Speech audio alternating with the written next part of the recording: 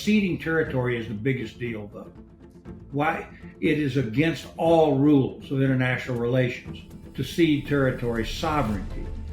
And that maybe is the most important thing I can say to your viewers. As long as sovereignty is not recognized, that Russia's territorial conquests are not legitimated, they're always just a temporary occupier. And whether or not they're out in a month or a year or 5 years or 10 years, sooner or later they will be out. Unless, of course, a legal recognition of the conquest is given to the Russians. That is the one principle I think that we should not violate.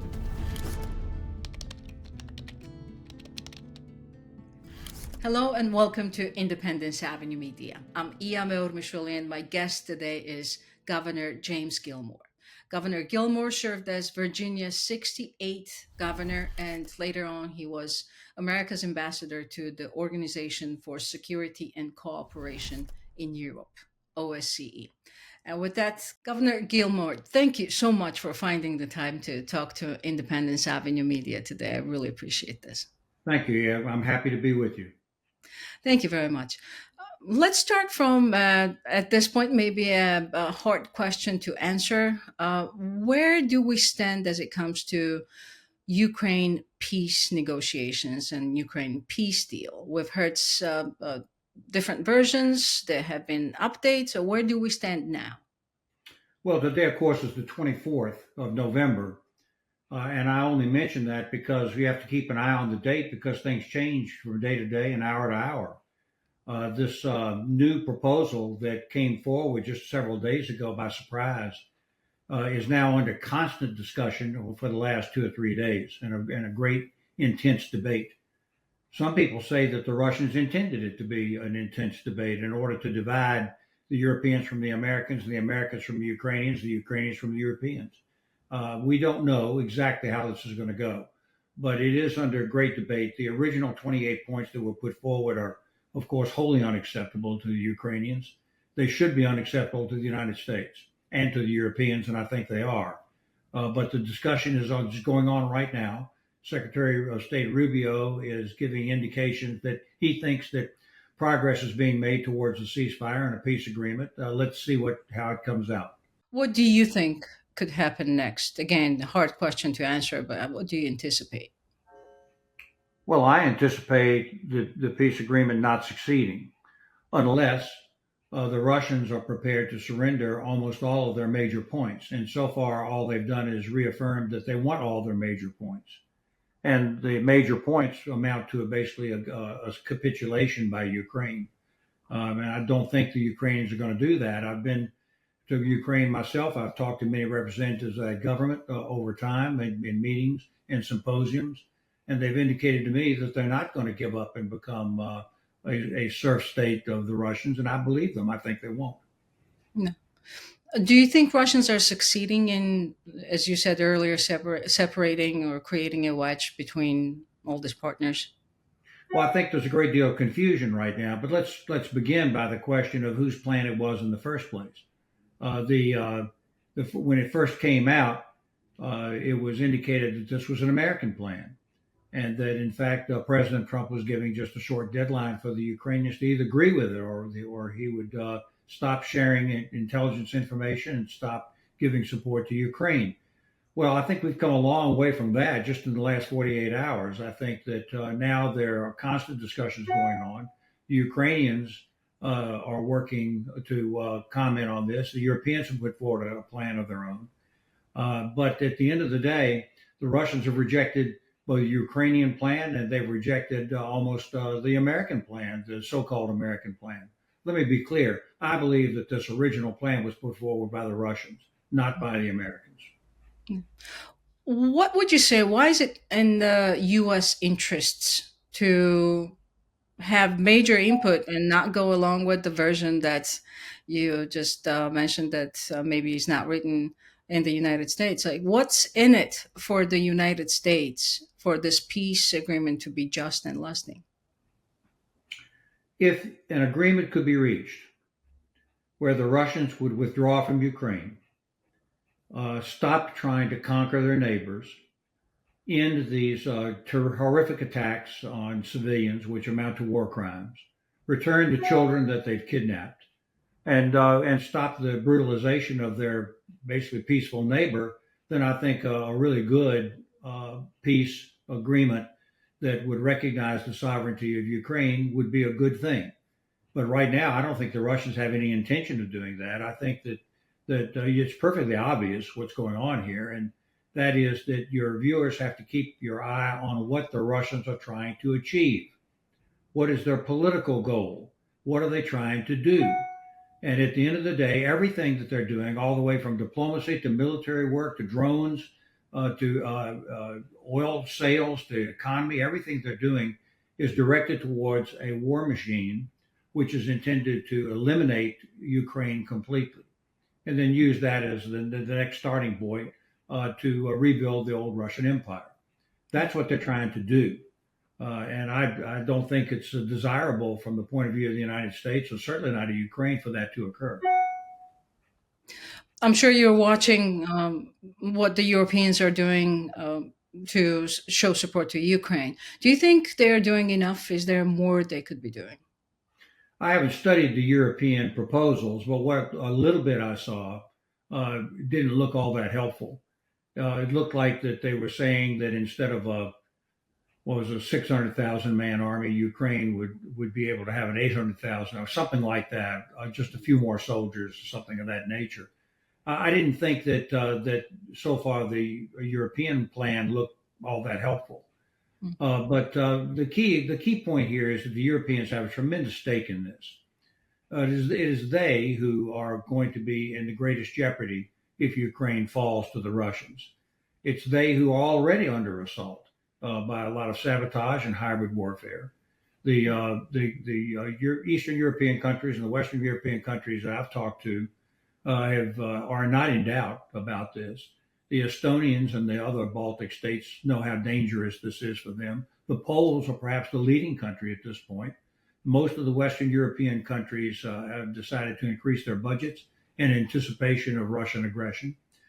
And then, of course, there's the political development of the greater cohesion of NATO.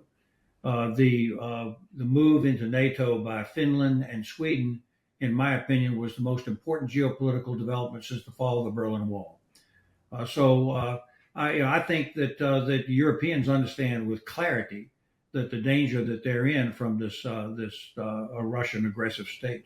Some people, commentators, observers, even politicians say that President Zelensky's hand has been weakened tremendously since the corruption scandal came out, especially domestically.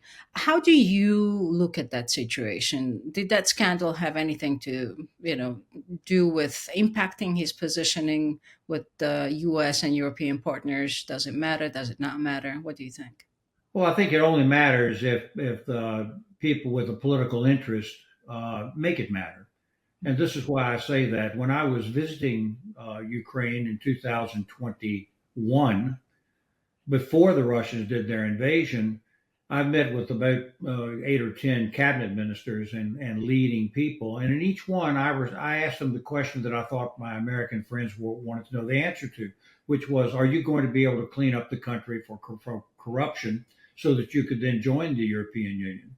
And the answer that they always gave me was, "Yes, we're going to aggressively pursue it." So the direct answer to your question is this current so-called scandal just means that the Ukrainian government has uncovered illegality.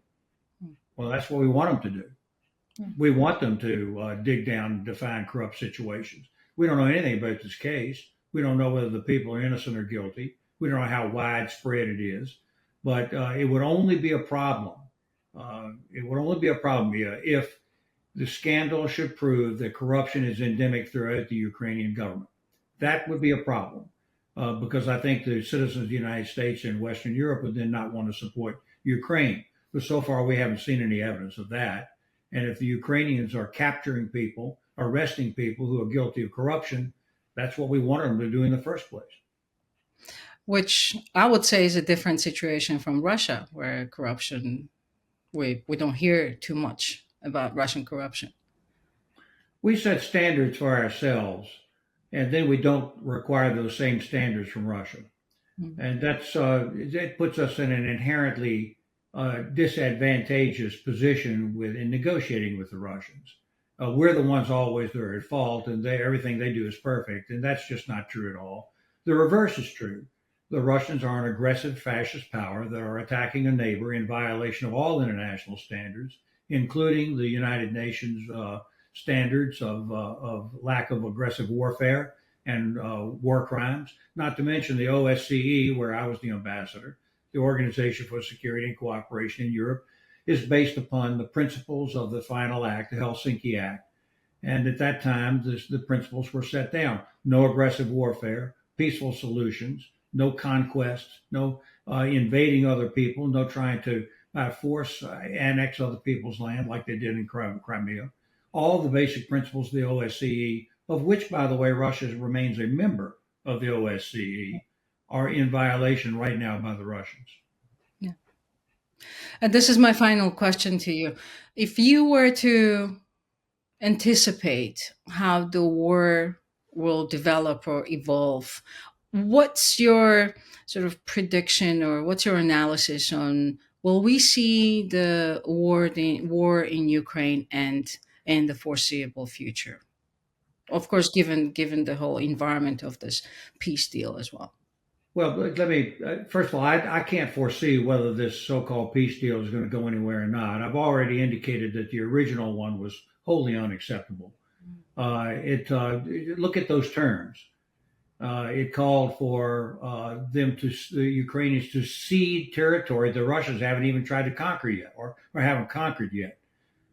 Second of all, let's remember that all this territory, including Crimea, was the internationally recognized territory of Ukraine. So we're supposed to be bargaining to get back that which is already theirs. I mean, and then there's a prohibition of joining NATO. There's a call for elections within 100 days to throw out Zelensky, I suppose, if he would be thrown out. Where's the requirement that the Russians do an election? I think we need to have an election in Russia supervised by the OSCE to make sure that there are equal ballots and honest elections in Russia. Why would we be doing it in Ukraine? Ukraine's the only democracy engaged in this particular conflict here. There are other difficulties, of course, sanctions relief to the Russians, which I think they're desperate to get. That's why they injected it into this plan to begin with. Ceding territory is the biggest deal, though. Why? It is against all rules of international relations to cede territory sovereignty. And that maybe is the most important thing I can say to your viewers.